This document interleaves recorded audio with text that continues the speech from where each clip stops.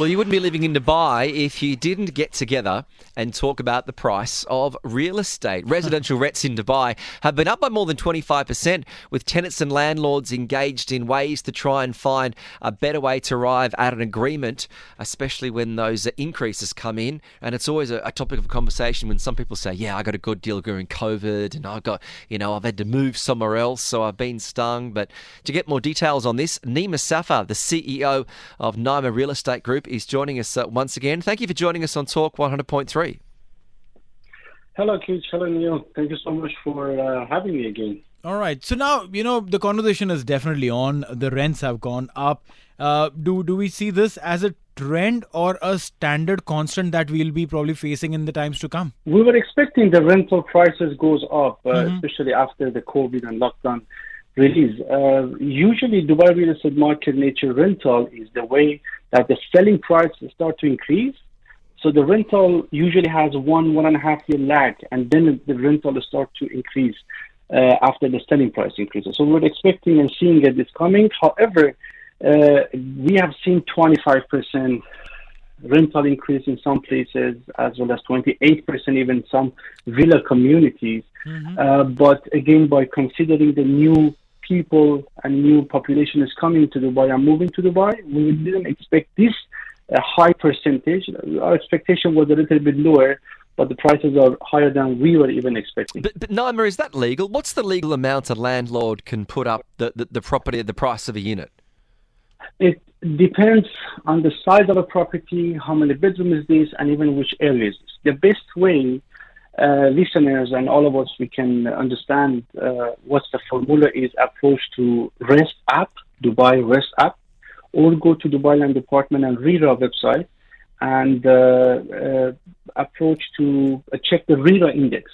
RERA rent index is where you can mention your property details. How many bedroom is this? In which area is this? For example, you're renting a one-bedroom property in downtown Burj Khalifa, and your current rental is, let's say, 80,000 dirham.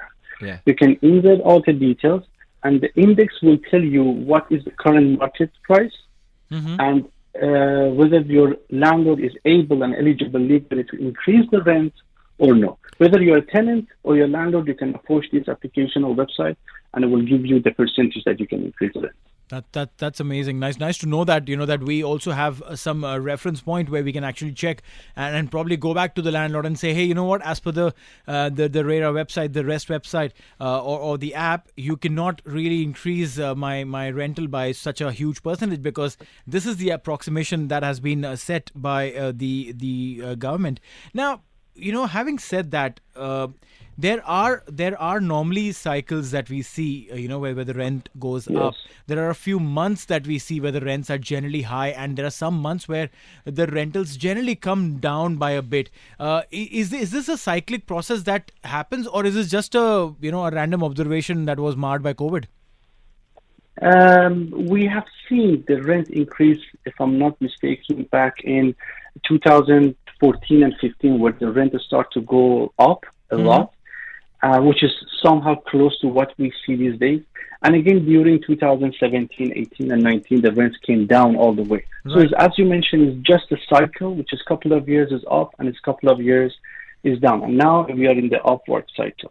Okay, so upward cycle, and for how long do you think this will continue, or should a tenant, if from a tenant's perspective, should a tenant lock in, say, a 3-year period with the landlord and say, listen, I'm going to sign up for 3 years, don't increase my rent for the next 2 years? Is there possibility of something like this?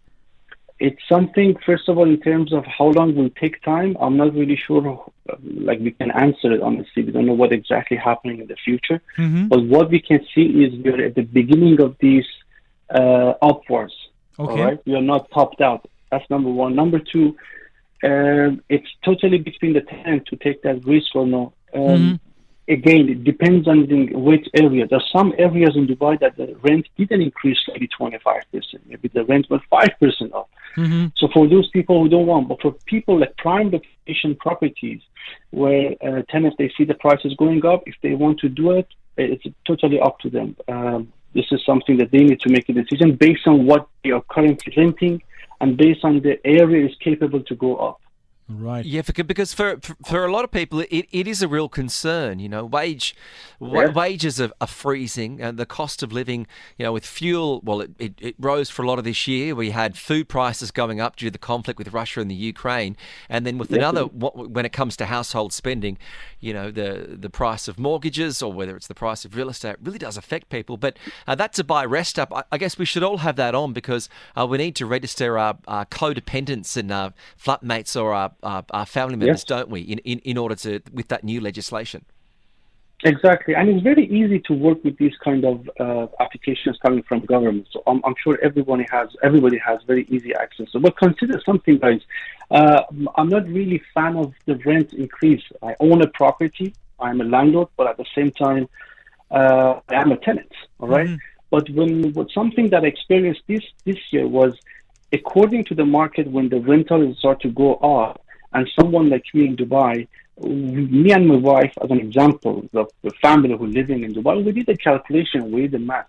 So if we, let's say, having a one-bedroom apartment and we are renting or paying something about 6,000 to 7,000 dirham monthly or, to our landlord, which is technically a certain price, if you approach a bank as a person and if you're eligible to get 20-25% down payment, and you can purchase a property, right? It's exactly what we did, and you're going to pay way less monthly payment that you're paying it in comparison with the rental, and you're going to own a property.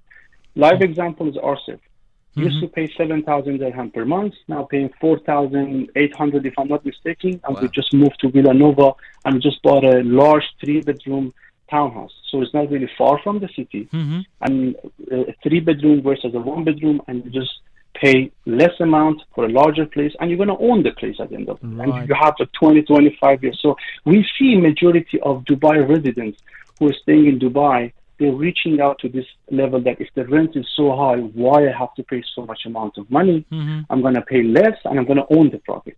Makes sense. No, I mean, this is something that we've observed in the last year and a half, right? Coming out of COVID, people have tended to go out and look for buying properties as compared to renting them out. And the way you put it, that definitely makes sense. That you're paying lesser for your EMIs as compared to what you'd pay for your rent, and you're getting a better and bigger property.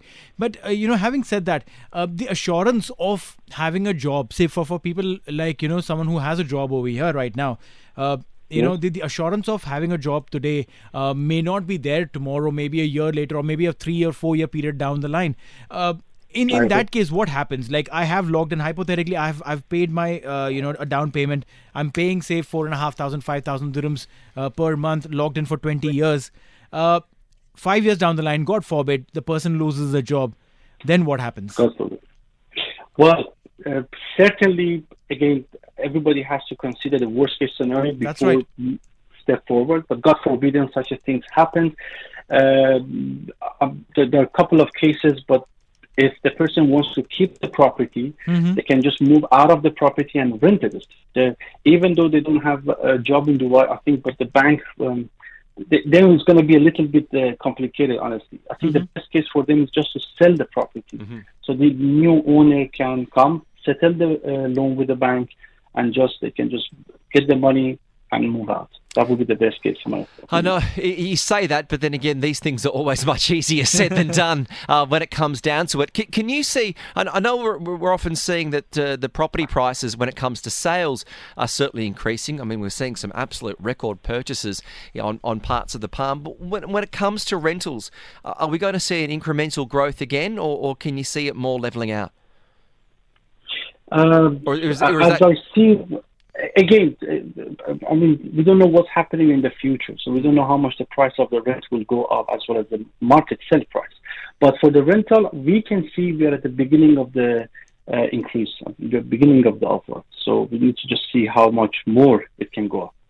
Wonderful. Well, it's always good to get your insights as usual. Thank you for joining us on a Friday afternoon. Nima Safa, the CEO of the Nima Real Estate Group. Thank you for joining us on Talk 100.3. Thank you so much. Wonderful. And there's some good advice, but also a warning that there's no real set rate on what your property could increase by with the rent. It does go on the location and the amount of bedrooms that you've got. So it's really a case of keeping an eye on the market and trying to negotiate the best deal you can. Yeah, that's the idea, right? I mean, go hard on your negotiations. Try and maintain a relationship with your landlord, and try and see if you can probably not get on the receiving end of higher rents. TSB Talk Sport Business on Talk 100.